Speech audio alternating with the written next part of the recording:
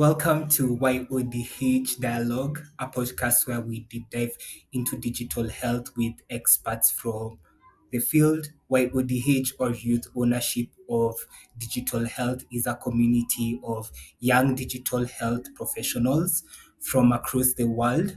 You can click in the link in the description to become a member. Today's episode is part of a very special series celebrating the Digital Health Week, a global week of actions to promote digital health as a means of accelerating universal health coverage. We are dedicating each day of the week to a specific theme on digital health, and today's theme is digital health, data, and patient centered care, how to put people first. I'm Isaac, your host for the episode. I'm proud to be part of this series, co hosted by YO.DH, Transform Health and Young Experts Tech for Health.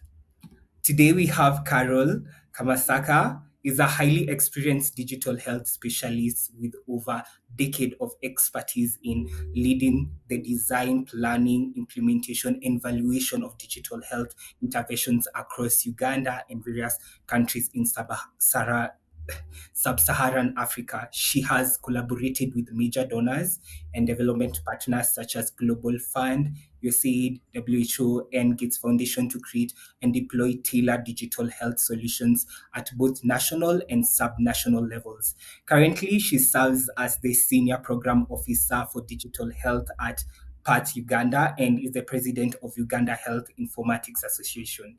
Her work was significantly impacted health systems, improving healthcare delivery through strategic planning, training, and performance monitoring. Hi, Carol. Welcome. How are you doing? Hi, Isaac. I'm very fine. I'm very happy to be here and pleased to meet you. Please, it's always a pleasure to speak to the young people who are interested in the digital health field. Thank you very much, Carol. So let's get into it. According to the WHO, the disease reactive model is predominant in many healthcare systems today, often leading to late intervention and higher healthcare costs. Carol, could you describe the current disease reactive model of healthcare as you see it?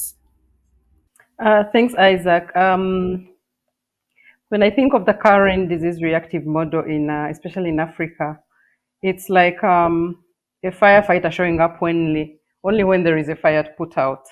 Um, our reactive model basically kicks in when something goes wrong, when someone falls sick, when you have pain and so much pain. That is when you think about seeking healthcare. People often wait until symptoms get serious, and that is only when they seek care. And this approach is usually rushed and focused on immediate issues and does not consider a whole journey of the patient. And us as patients, usually we are on the defensive. We want to address problems after they have started, after they have showed up, after you have felt so much pain, instead of proactively working on preventing them. And this model usually leads to huge gaps in care because it doesn't treat a patient as one with a complex life or with unique needs or unique preferences. And our needs evolve with time and with age. So it focuses only on diagnosis and treating the symptoms which are seen, which are felt. And it most times leaves us feeling like, all patients feeling like they're just a number that has been diagnosed or a statistics that has been treated, rather than looking at a patient as a whole holistic health profile of a person. Carol, why do you believe there is a critical need to transition from this model to a patient centric model? Isaac, I want you to imagine if healthcare met you where you are, if healthcare found you at home, found you in your place of comfort, and considering not just what is happening with your body or what is happening at that exact point in time when you feel the pain, when you get a headache, when you have gotten an accident, but what is going on actually in your whole life, from not from just 2 weeks ago, but even years back.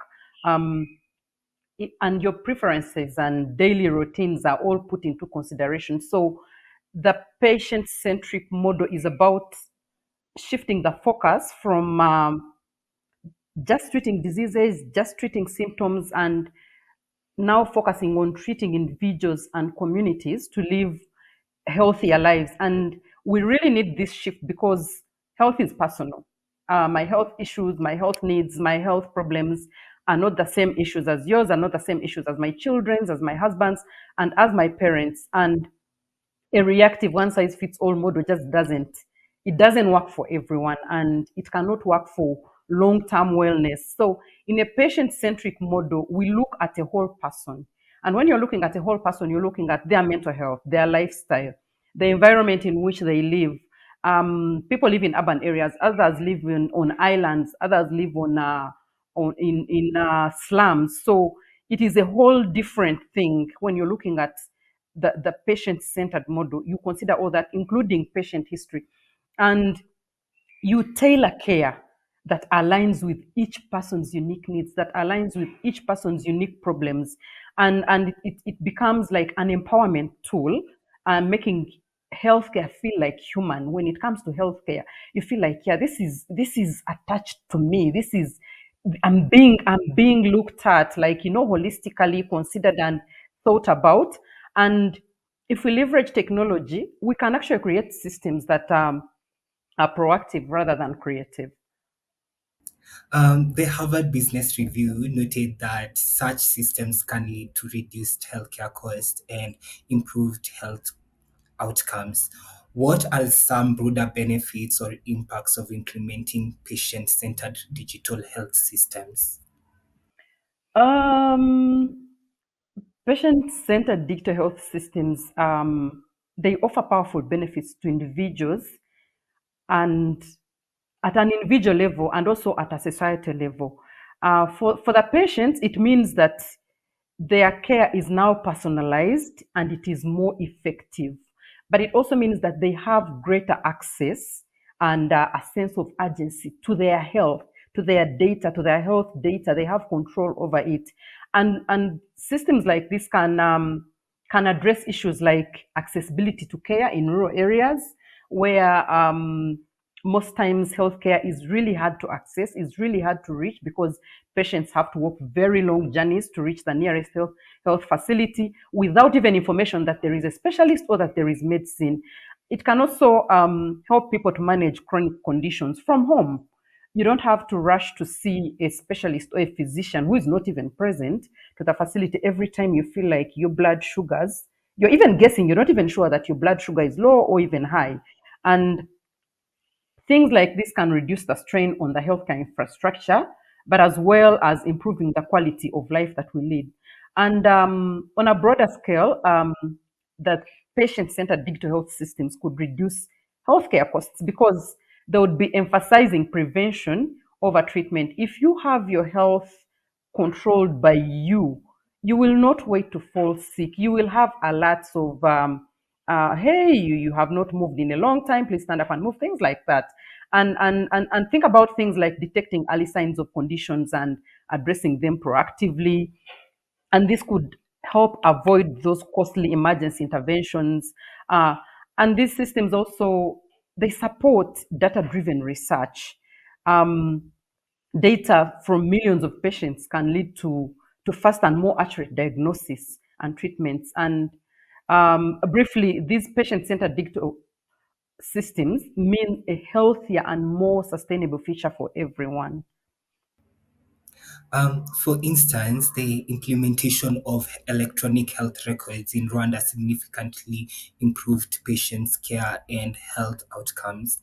Can you share a case study of patient centered digital health transformation that yielded measurable impact in Uganda?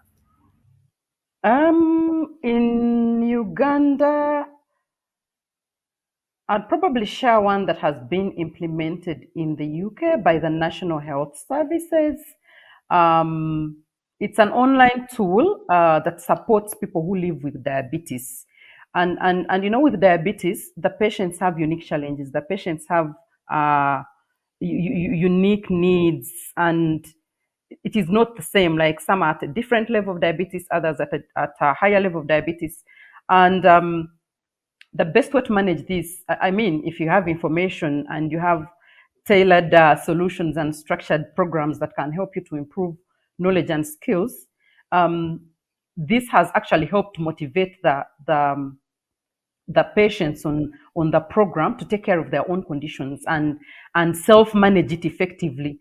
So the online tool helps the patients to manage their blood sugar levels. They log their meals, they log their activities, they track their activities. They're able to get real-time information and feedback that's personalized for their condition from specialists, and also get insights which manage their condition at their own terms. This is their health, it is their data, and it is within their control. I feel like that is one patient-centered digital health tool that has actually worked and transformed how diabetic patients can actually live longer while managing and accessing their health information at the tip of their hands. And these models can actually also work in Africa. If we improve our infrastructure in terms of internet access, in terms of mobile access. World Bank released a study. LMICs faces challenges such as limited infrastructure and funding, but international collaborations can help bridge these gaps. What challenges have you encountered when implementing patient-centric models of care? How can international collaboration support digital transformation in LMICs? I just mentioned that the poor infrastructure in LMICs is a limiting factor. It is a challenge when it comes to implementing patient-centric kind of care in our environments and in our communities. And I mean, who doesn't want a patient-centric model? It sounds amazing, but it's complex. It's complex to even pull off in a very small community because of the infrastructure issues. Most of our healthcare systems rely on paper records, and those that are even on digital tools are fragmented. They are not connected. They are not interoperable. These solutions will support a disease specific, support a program specific, and also even the internet in terms of infrastructure is still not yet stable. Yes, it is growing. Mobile access is growing, and most people have smart devices. Most people have mobile phones, but it is still a challenge to access internet even on your mobile phone. So that, in addition to the limited financial contribution that governments invest into digital transformation, is a very, very big challenge for the LMICs to implement patient-centered kind of models of care. And then we have challenges which are related to culture, challenges that are related to education. When I talk about culture, you'll find that some cultures, you find that it's sort of an abomination for a woman to even own a mobile device. And also, when we look at our healthcare providers, when we look at our healthcare workforce in LMICs, they do not have that capacity and training and literacy on digital tools, because most of them probably got out of school before technology was the thing, and so they are not trained, including the patients themselves. So that lack of training cannot make efficient use of the digital tools, but also efficient implementation of a patient-centric model for care. Then, when it comes to data security and privacy, um, I've tried. I mean, I've been in circumstances where you're trying to inform a patient that we're going to collect your data, it's going to be stored here, but there's still that mistrust of who is going to see my information, who is going to access it. So there's also still that mistrust among the patients because they fear that their information is going to be exposed probably to people who are not supposed to see it. Um, how international collaboration can come in is it is important, of course, to have that collaboration with international bodies, international organizations, because this collaboration opens up opportunities for knowledge exchange and sharing. It opens up opportunities for shared resources like tools that have been used elsewhere, and we can learn from them and share that kind of information and knowledge, but also for financial support.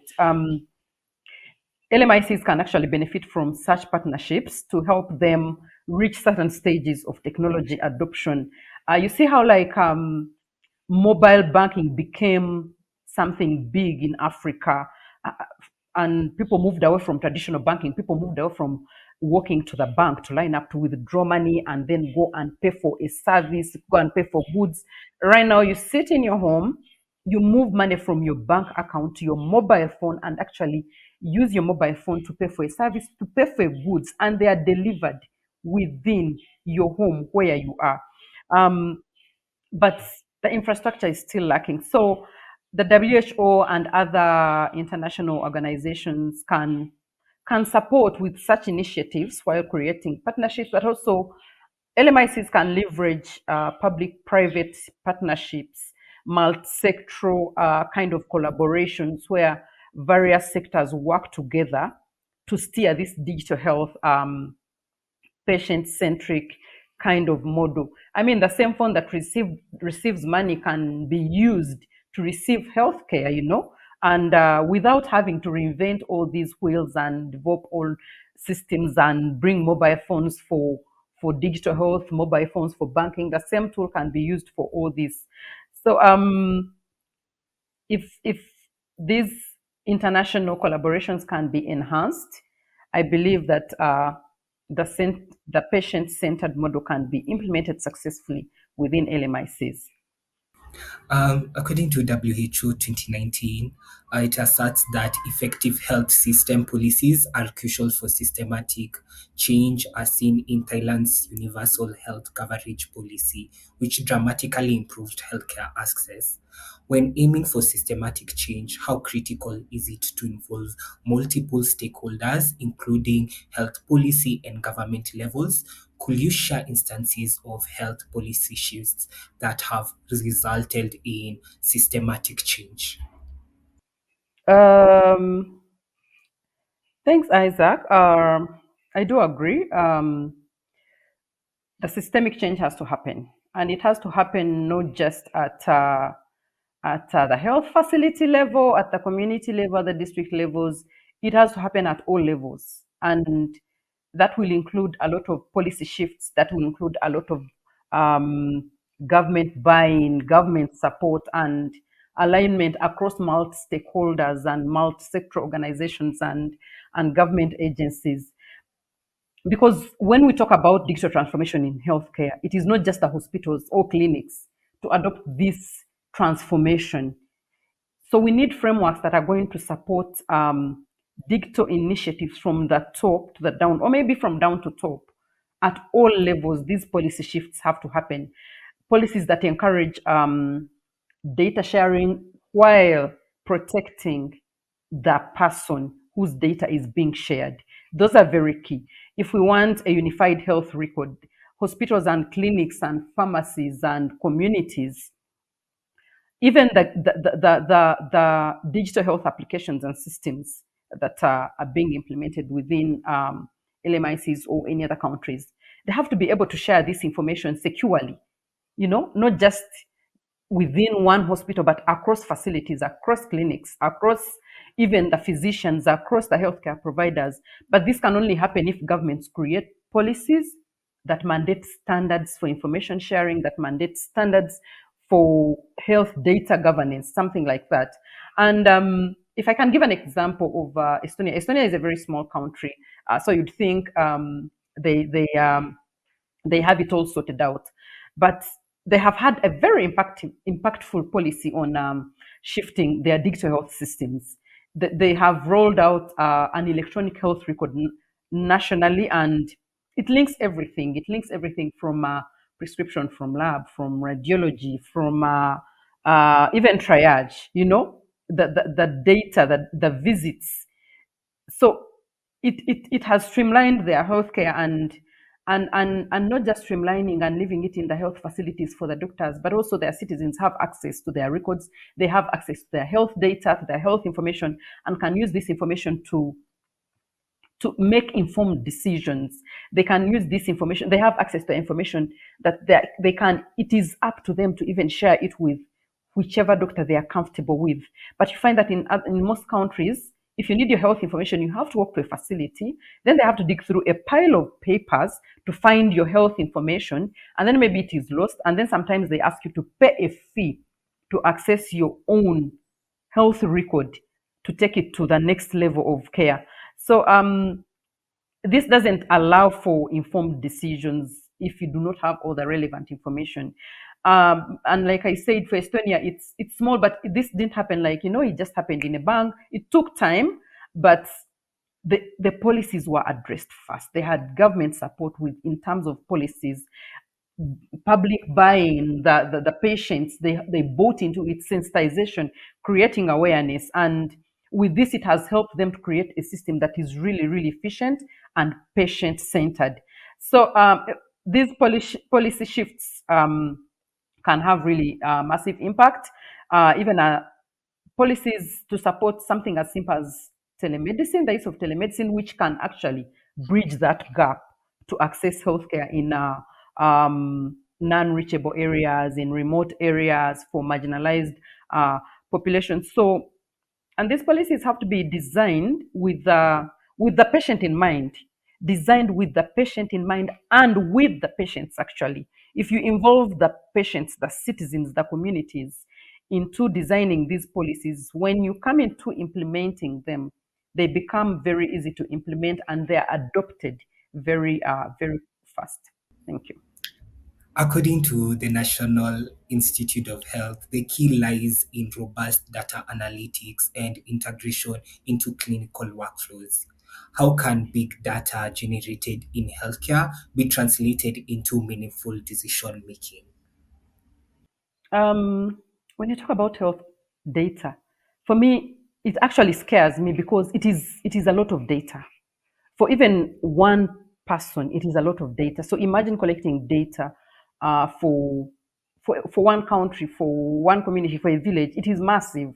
It's like having a huge library of information on human health, from their genetics, from their lab results, from their behaviors, from the outcomes, from everything. So translating this into meaningful insights for decision making, and making targeted decisions that will improve patient care.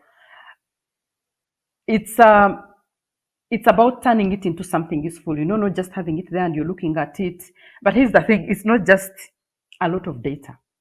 you know you have to use it. It has to be used. Most of this data is being collected and actually not being put to use. How can it be put to use? You need tools that are going to dig into that data and analyze it.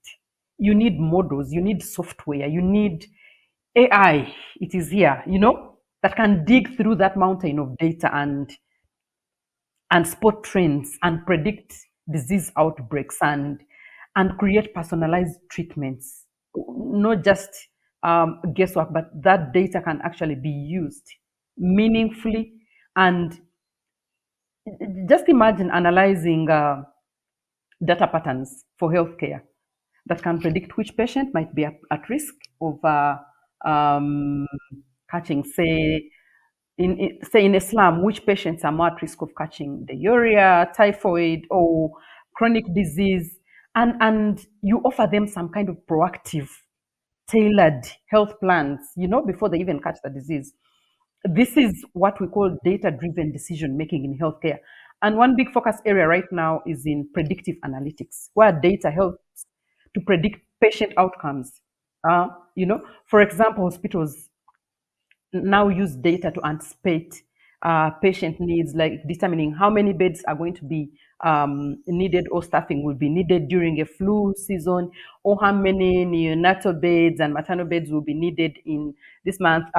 It reminds me of I did deliver twins in September, like 8 years ago. And during that time, a midwife told me, "Oh, this is a month when we expect very, very many women because they know in their minds that they have seen the trends. In September, very many women will be delivering. So they plan for that." And when I asked, like, you see people go for Christmas and they enjoy and they come out pregnant. I was like, oh, actually, it makes sense because they actually have this information. Over time, they have seen the trend. And now, when it comes to September, they have prepared. The midwives are there, the beds are there because they know in September they will have many women delivering. So they are ready. They have made it informed decisions. They're not waiting for mothers to lie on the floor. They're not waiting for mothers to die because they've lacked blood. They have stocks on those commodities. So the insights that can generate from data can transform healthcare, and from a reactive kind of delivery to proactive kind of delivery, which is a very huge step forward. Health data management emphasizes the importance of standardized data collection and validation process. How can we ensure that health data generated is accurate and of high quality to support decision making?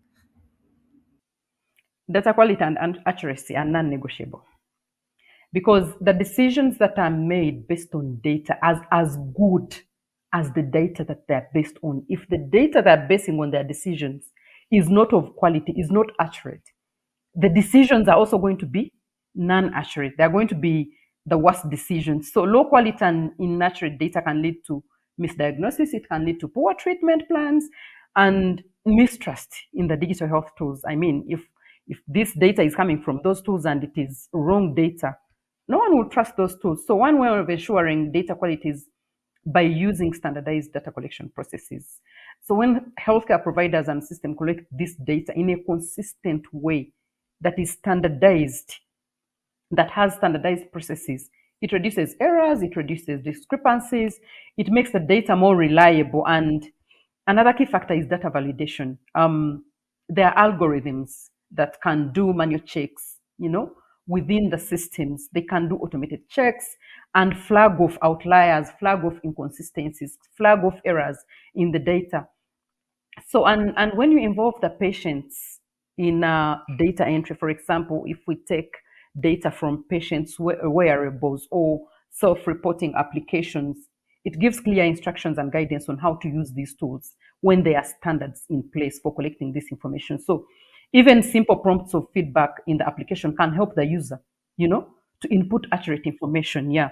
And while analyzing is top quality, there's another growing approach of AI-driven data validation, where algorithms can verify quality in real time. They even do cross-referencing new data with historical records to ensure accuracy, to ensure consistency. So it is really, really one key aspect of data: accuracy and quality. Carol, you have spent significant time working on digital health interventions across Africa. What evolution have you observed over the past decades in Africa and also globally? Oh, wow. Uh, so the tremendous evolution of digital health across Africa has been nothing short of inspiring. For me, it's been really inspiring because there is potential in Africa. There is potential here, and there is also that hunger for innovation. And I've seen this especially among the young people who are not just want, but who are going ahead to shape and develop tools that fit our unique challenges, that fit the context of African communities. And one lesson that I've learned is that the tools and solutions that are built with the people that are going to use them, with the people that use them, with the patients, with the healthcare providers, they're not only accepted, but they thrive. So when we design digital health tools alongside healthcare providers, alongside community members, alongside patients, alongside the young tech innovators, they are embraced and utilized extensively because these tools are rooted in their lives, their realities, the realities of those that they are meant to serve. We are not picking tools off the shelf. We are using tools that communities have contributed to. And the other exciting trend that I've seen is the explosion of interest among Africans in developing solutions. The developers and health entrepreneurs are now collaborating. It is no longer um, tech developers sitting alone and healthcare providers sitting alone. No, they are collaborating. They are building together because they have tested, they have seen the impact, and they are now working together. I mean, we've come a long way in terms of collaboration. Governments, NGOs, the private sector are now working together to have these tools scalable, to have them usable, to have them sustainable wherever they are. And this is going to help overcome some big challenges, even in terms of costs. If you have a strong collaboration that involves private sector, that involves governments, civil society organizations, the tools will be sustainable. So we are no longer having tools that are implemented and dumped. We are now, because of the collaboration, implementing tools that are scaled up to be used widely. Yeah. An ideal health system integrates technology to provide equitable, efficient, and personalized care to all individuals. Based on your extensive experience, what do you believe an ideal health system looks like? Mm, an ideal health system should, one, it should be accessible. It should, we talked about proactiveness, not waiting to react. You should be proactive to be able to provide information that will help patients to prevent diseases from happening. It should be personalized because our healthcare needs are different. Our healthcare needs are unique to each individual. It should also be resilient. Yeah. So it shouldn't be a system that only treats illnesses, only treats diseases and symptoms of diseases and attacks. It should promote overall well-being, and it should be designed to grow with the people and the communities it serves. Pick a community, know their challenges, work with them, grow with them, and prevent disease. Create personalized care for them. That's what I think a health system should look like. Thank you very much. Female leadership in digital health is crucial, yet underrepresented, with women making up only 30% of the digital health workforce, according to HIMSS. What has your journey been like as a woman leader in digital health sector? Whew, it's been an exciting journey. It's been both rewarding and definitely challenging at times. So, um, when I started in this field, my background is in information technology, and I did master in health informatics when I joined the health sector about 11 years ago. Um, so, like many other tech-driven spaces, this digital health space is quite male dominated, and you will see this when you attend digital health conferences. You could count the number of women that will be there.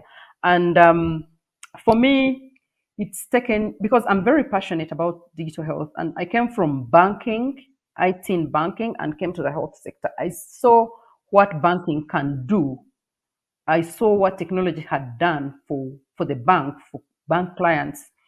And then I believe this same can apply to the health sector. So I had the passion, and it's taken me resilience and really confidence and assertiveness to make my voice heard. And but that experience has given me also a sense of purpose. I know, like I have this drive, like to create more inclusive spaces where voices can be genuinely valued, voices especially of young girls, voices of women leaders, women who are trying to come up from down to the top, holding their hands. And one of the most rewarding aspects has been seeing how the digital health sector has evolved to embrace diversity. They're no longer looking at the men only. No, we have also come up. We have come up and we are speaking. And for me, I've had the privilege of working alongside not just incredible women, but also the men, the tech developers, the data scientists, the healthcare professionals. For me, when you're talking about healthcare professionals, you're talking to my heart because they are the ones who manage this sector, the healthcare professionals at all levels, and then the policymakers as well. So, and we've pushed boundaries and designed solutions with this whole collaboration and talking and support that that reflect a wide range of perspectives and experiences. So this diversity not only empowers, but it is essential for this field where we are building tools and systems that are meant to serve everyone, not just a few individuals. So there's been challenges. I've had moments of self-doubt. I've had moments of cultural and societal expectations which continue to punch you and beat you in the face. Like, like society expects when a child falls sick, it's the woman to stay home. When your husband is sick, you stay home. When the husband's parents are sick, you stay home. When your parents are sick, you stay home. So all those societal expectations that women face, I've had them. But I have had to learn, to assert myself in rooms where my ideas were not always heard, or, your hand is up, no one is picking you. So I've had to move closer to the table, or even sat at the table and not sitting in the background waiting for someone to pick you up to listen to your opinions. No, I have pulled my seat and put it on the table. I've pulled my seat and put it at the front and raised my arm to be listened to. And these experiences have taught me the importance of mentorship because I've had mentors, I've had allies. When I talk about allies, I mean the men, you're working with men, but they become your allies. They don't look at you as a competitor. They become your allies. You put them in your corner and they support you.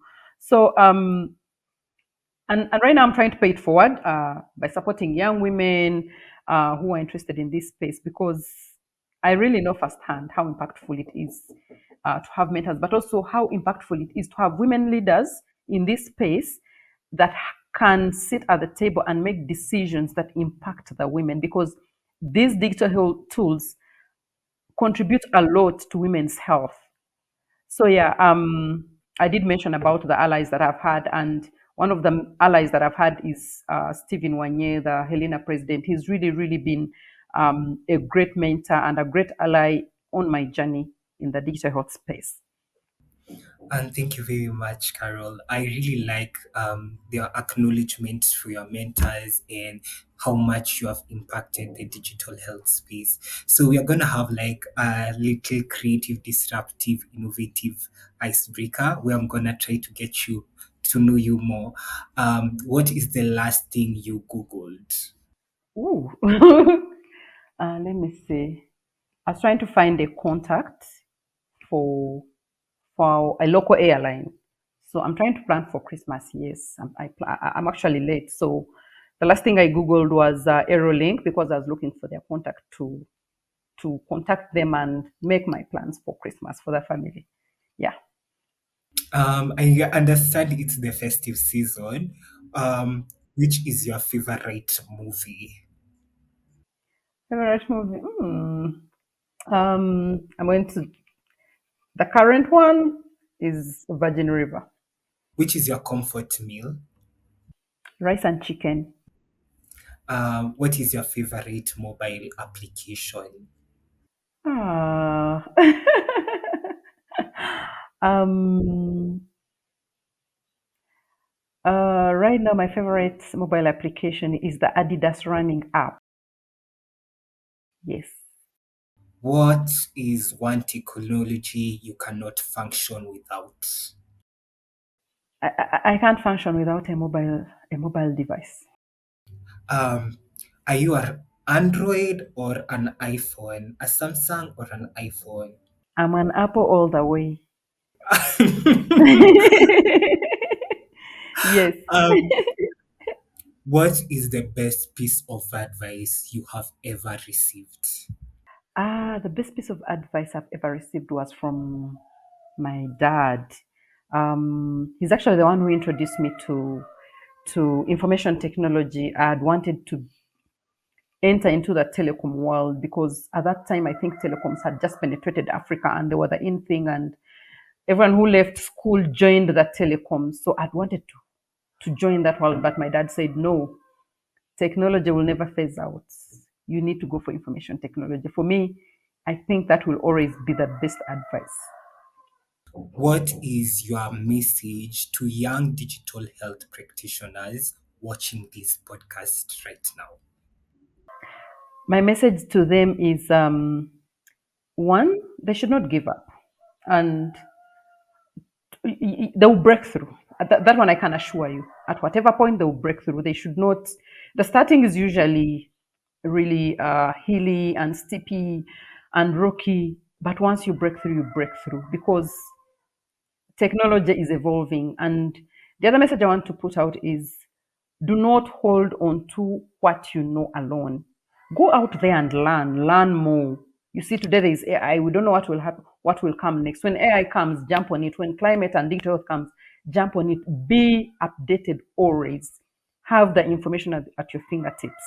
But also, do not sit in the corner of that room, especially my dear sisters.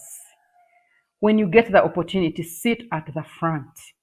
Ask those questions, make those contributions, speak up and put your hand up.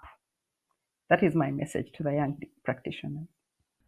Carol, what will be your parting advice or parting notes as we come to an end for this podcast? Mm, I'm very happy to be here, first of all, and thank you so much for considering and inviting me.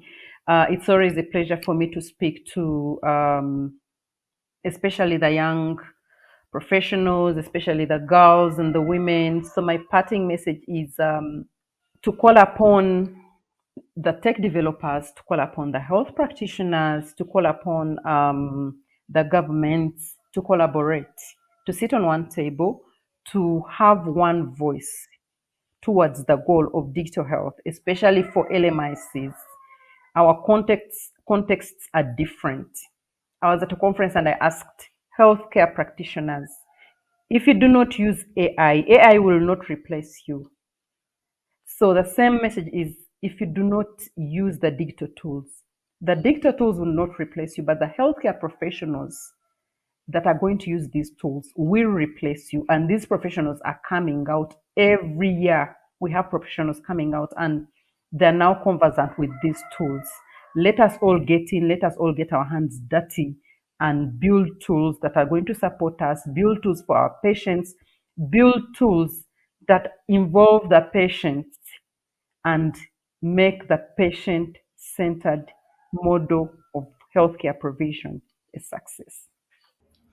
Thank you very much, Carol. I'm really amazed with everything you have done, and it's truly an honor to have you. My name is Isaac Ngugi, the community lead of Data Science Avengers, based in Nairobi. Usually help people who want to move into digital health. Make sure you follow Carol and I on LinkedIn, and thank you very much, Youth Ownership and Digital Health community, for having us. We greatly appreciate. If you want to be a member of YO.DH, kindly go to the description and click the link and register. Have a nice digital week. Thank you. Thank you.